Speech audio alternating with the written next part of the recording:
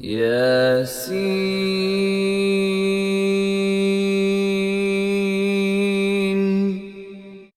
Listen to what the Prophet ﷺ said. Here is just an example of how a person knows who they are. He says, "Man taraka an-nazrata lillahi awadahu Allahu halawatan min al-iman yajidha fi qalbih." Whoever, for example, abandons looking at something which is forbidden, Allah will expiate that, or will compensate that with a sweetness of the feeling of Iman which they find it inside of their heart.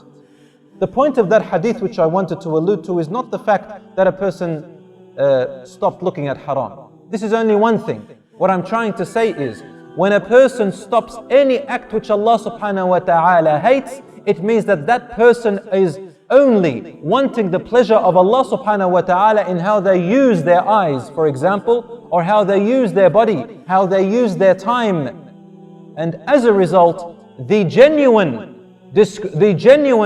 sign of you being genuine in that, meaning that Allah is your objective by abstaining from this, by controlling yourself, the sign of this genuine love for Allah, making Him your priority, is that you will find a feeling of sweetness inside of your heart.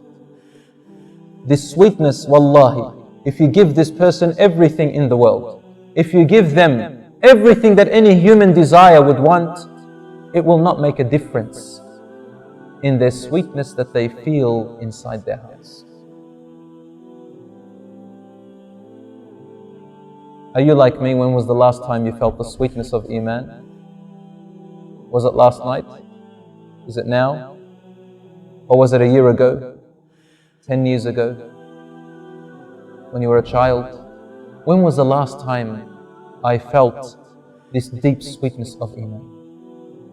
Where in the night I felt like waking up when everybody else was asleep, and I just felt this drive to make me stand alone in the dark with a tiny candle or a tiny light.